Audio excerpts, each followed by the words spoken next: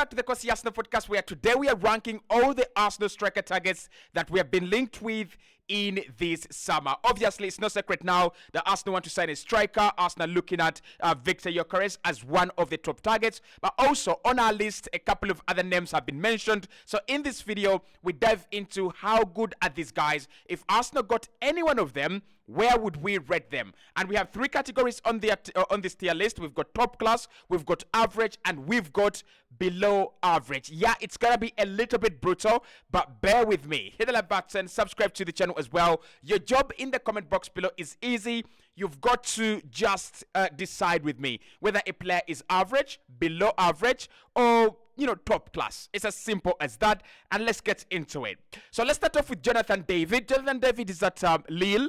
He's been linked with Arsenal before. This summer, not very much, but there were links that Premier League clubs, including Arsenal, West Ham and Chelsea, would love to sign the player if the price is right. Now, for me, Jonathan David has been consistent in the French League 1 for the last 3 years, and that is one of the reasons why I really, really do trust in him. I don't think he's a top-class striker, but I don't think he's also below average. When you look at his last 3 seasons, he's been at least, consistently scoring 14-plus goals, for FC Lille. And of course, he did have that very good season where he did score about 25 goals. So if I was to rank him on this scale, I think I'll put him there in the average category. And this way, I think I'll put him in the average category. First and foremost, not proven at any big side. He's played in the top 5 leagues, in one of the top 5 leagues, in France. But I wouldn't say I see him at Man City. I wouldn't say I see him at a club like Liverpool or even Manchester United for this case. So I think it's an average mediocre striker. If a club like West Ham signed him, that would be a very good signing, because they're not looking for their striker to score 25 goals. They're looking for around 10 to 15. And I think Jonathan David can settle in as a very, very good replacement of Mikel Antonio. At Arsenal, if I'm releasing Gabriel Jesus and I'm bringing in Jonathan David, there is a reduction in quality. So Jonathan David, how much I like him, I would say no. I would say he's average. I wouldn't say he's below average, but I would say he's an average striker. Now, Dusan Vlahovic. This one is difficult. Very, very difficult. Dusan Vlahovic. And with Dusan Vlahovic, I think there was a time where we would have put him here in top class, right? There's a time where we would have put him in top class, but I don't think it's top class anymore. Right now, when I look at his performances for Serbia, you could easily put him below average. But for the respect I have for him and the love I have for him as a player, I'm going to place him in that average category still. And why I'm going to place him in the average category is I think there is potential there. I think there is a potential to be, a top-class striker, top-level goal scorer. I just think that he's had this drought going on for so long. He's had this inconsistent run going on for so long. Ever since he signed from Fiorentina in 2021 January, everything has been really going, wrong in his direction. For Serbia, it is Alexander Mitrovic that is actually turning up. And for Juventus, someone else is turning up, but not him. Now, he's scored a few goals here and there, and I've seen a few highlights of him here and there. And I don't think there is a bad player there. There is a very good player in Dusan Vlahovic. I just think that at the moment, he doesn't warranty anyone to place him in above average, as a category. Marcus Rashford. Where we place Marcus Rashford if we were to play him as a striker? He's played as a striker before. That's why I put him in. And I'm going to put him in below average as a striker. If we rank him as a left winger or as a winger, which we will do, I think he goes up a little bit, or he goes up, significantly. But as a center forward, we've seen Man United play him there. And Man United fans will tell you, well, if Marcus Rashford played as a centre forward, he's much better because he's a selfish player. I do like strikers being selfish, but you must be selfish and very clinical. Did Manchester United really get a season from Marcus Rashford where he played as centre forward and they felt like this is our next center forward. This is our real center forward. I don't think so. I think much of his business is done on the left hand side of the attack. So if we played him as a center forward, I'm definitely saying below average. I don't see him. I don't treat him as a center forward. I don't treat him as a good striker anyway. In my life. Now, Serhou Guirassy below average. He scored 28 goals last season. 28 goals last season. In the German Bundesliga for VfB Stuttgart. So for me to place him below average, that takes some nerve. But I'm looking at this Arsenal side, and I'm like, where does he fit in, right? Where does it really fit in this Arsenal side? And like in terms of his quality, is it mind-blowing? Does he give us that mind-blowing quality? In my opinion, he doesn't. However much I want to believe that he does, Serhou Guirassy doesn't give us that, that mind-blowing quality. And when I look at him at 28 years of age, scoring 28 at 28 is absolutely 28. I think he's got to go to a club like Crystal Palace. He's got to go to a club like Borussia Dortmund. Clubs that who have less pressure. I mean, Dortmund have signed like 3 failed prospects at center forward. Fulkrug, maybe not failed, but again, not inspiring. They have signed my boy from Ajax. Just forgotten his name now. And then now they're looking to add Serhou Guirassy. So when you think about those three strikers, Guirassy and Fulkrug, they're just uninspiring. So for me, Guirassy outplays him below average. I don't think he's even average. Lautaro Martinez. That takes me to my first top class signing or target of the day. Lautaro Martinez has been very consistent unless he's playing for Argentina. So when he's playing for Argentina, he's the most inconsistent striker you can ever meet. Misses a lot of chances. His positioning is very poor.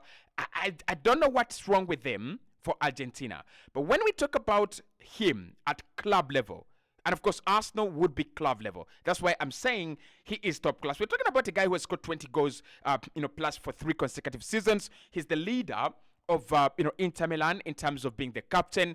And he is still young. He's just 26. He's just in his prime. If the price is right, you go and get that deal done. You do that deal. It's massively an easy deal. Joshua Zirkzee.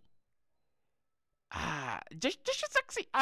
I mean, Man United want him, Arsenal want him, AC Milan want him, Dortmund wanted him, Bayern wanted him. Is he average or is he below average? Joshua Zirkzee. Let's place him in the average category. Now, this is a striker, young striker, that has just cropped out of nowhere. I wouldn't really say I'm going to give much analysis on him. After one season, because it would be too harsh for me to say, oh, you're even below average. And then I would say it's stupid for me to say he's above average. He's top class. So I'm going to say just the average. And when I say average, I'm not meaning, he's average. Of course, I mean that. But I also mean that he's not yet top class, but he's still, he is in transition. So Joshua Zirkzee, if you can go to Milan or Man United and have a fantastic season or 2 fantastic seasons, we might be talking about a world-class signing, a world-class top player, maybe in years to come. At the moment, I still value him as average. Okay, Benjamin Sesko. Where do we place Benjamin Sesko? Benjamin Sesko. Top class? No. Below average? Maybe not, right? Maybe not. We're going to watch him for Slovenia tonight. So with Sesko, let's go with the average. And the average I'm referring to with Sesko is he's in that line of players that are traveling. He's in that line of players that are traveling into top class. So that's why he decided to stay at RB Leipzig. He wants to see, can he turn into a top-class player? And Leipzig think they can turn him into a top-class player, and therefore they are going to get more money from him next summer, or the summer after that. Now, I think there are elements of his game that suggest that he will become a top-class player, and there are elements of his game that, for me, suggest that he's going to be average. So he's got to work on both sides. He's got to improve massively on those elements that suggest that he's an average player, like just hitting the ball from nowhere. You've got to be patient with build-up, and then him just not being clinical at times, right? I've watched him at the Euros and I was like, you've got to score that, and he doesn't really score it. So average at the moment, but I won't be surprised if I do a tier list next summer and he's already in top class. Okay. Artem Dovbyk. Artem Dovbyk is at Girona, linked with Arsenal. We'll do a video about him, don't worry. Artem Dovbyk, for me, below average. Sorry, below average. He's a Brentford striker. If Brentford don't get to sign a new striker this summer, or if they sell Ivan Toney and they sell Mbeumo, one of their replacements should be Artem Dovbyk. So for me, Dovbyk is the clear understanding of a Crystal Palace, Brentford, Brighton striker. You're going to come in, and you might even have a good season where you score like 22 goals, right? He had a very fantastic season with Girona. Like, imagine Dovbyk, listen to this, Dovbyk was among the top scorers in La Liga, could have even, won the boat. So, Artem Dovbyk for Girona, sensational. But for Arsenal, right? For Arsenal, no. He wouldn't be sensational. So still, I'm going to put him below average. And again, for me, with Artem Dovbyk, I don't think he's going to develop that much. I don't think he will develop that much into, a much better player. Julian Alvarez, top class. Alvarez is top class. I wouldn't take him at Arsenal for one reason. We have signed many Manchester City throwaways. I'm just tired of it. Like, I'm tired of it. I don't want to see another Manchester United throwaway at Arsenal. Apart from that, Manchester City. Julian Alvarez is a top-class striker. Top class. And when he plays for Argentina, there is that kind of new setting that opens up. And I think if you can open that up, and he's leaving Man City, if you can get a club that opens that setting of top class in him, he's a top class forward, Julian Alvarez. I wouldn't even question his finishing. He's top class. If he runs away from Haaland and successfully finds where he can play football, he is top class. Ollie Watkins, top class. You can't put Ollie Watkins in average. You cannot put Ollie Watkins in average. He's top class. And we've got to agree that under Unai Emery, he's become better. He's become better under Unai Emery. He's now scoring more goals and he's impacting games better for them at Aston Villa. So for me, he is a top-class striker. And if Arsenal did get him, if Arsenal would get him, he would win us the league. Top class. Alexander Isak, as a striker, average. Like, I would die to get him in Arsenal because he can play on the left wing, right wing, and center forward. But as a striker, as I rank my strikers, my center forwards, you don't expect me to put Alexander Isak in top class. He's not a top class center forward. No. He is not a top class center forward. He is an average center forward at best. However, if we were just ranking forwards, and that would include Saka, that would include Mbappe, that would include all those players, and we're just ranking forwards, right? With their ability to play on the left, on the right, down through the middle, top class. But if you want me to play him as a center forward, just as a center forward, does he have the center forward attributes that we are looking for in a center forward? Average. So I'll put him there in average, and this one might not come down very well. But is average. Dominic Solanke. It's interesting with Solanke, right? Is Solanke average or is he below average?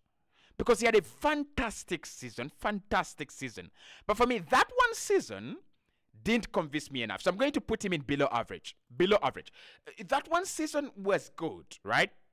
But I wasn't really that convinced with Solanke. I'm not convinced with Solanke. I think that eventually he settles down and he starts scoring 9 to 13 goals a season, right? I don't think he's an average striker. I think it's just slightly below average. And Bournemouth could even do better than Solanke. So for Solanke, definitely I'm placing him below average. This is going to be one of my worst takes. Solanke, isn't it? Solanke or Isak is one of my worst takes. Victor Gyokeres, top class. Top class? I mean, it's had 2 seasons or 3. He's had 3 progressive seasons. But why I would place him in top class, it's the fact that Arsenal have him as a concrete possibility, number 1. And when I think about center forwards and center forward play, Victor Gyokeres is a top class center forward. The same goes with Victor Osimhen. Those are top class center forwards. Like, they are the 2 right now on the market, or maybe 3 with Julian Alvarez. They're the 3 that if you got them, goals are going to be opening up. You're going to be scoring goals. Okay, so that would be Osimhen and Gyokeres, top class. Let's go with Evan Ferguson. Evan Ferguson, is he average or still? For Evan Ferguson, I am sure with what I want to do with him, I want to place him in that below average category for now. And this is the reason why I place him in the below average category for now. So why I'm placing him in that below average category for now is this. I'm looking at him as a player that at the moment, right, hasn't really, proven to me that, he can do the job very well. But he's a player that, eventually at some point in time, he is going to come good. There's enough evidence for us to believe that at some point in time, he's actually going to come good. That's Evan Ferguson. So if he played more, Ferguson would definitely be somewhere, between average there and top class. So at the moment, his center forward play is very good, but we have not seen enough of him. Ivan Toney. I'm gonna say average. Like, I'm one of the people that really support Toney to the extent that I don't understand this. His mentality is weak. He doesn't have a good mentality. Okay. But for me, he's a good striker. Even the numbers that he has managed for Brentford consistently have actually shown that he's a very, very good striker. So I place him there in that average category, not below average. Brian Brobby at Ajax, below average. Thank you. Below average. Santiago Jimenez, I think it's a Feyenoord, average. Ivan Nilsson at Porto, I would say average. And then Victor Boniface, I would say average for Victor Boniface. I know there's so many Nigerians who think that he's already done it and achieved it, but Victor Boniface, for me at the moment, he's not yet there. He's got to play another season. He's got to give us another top quality season for me to say he is now top class.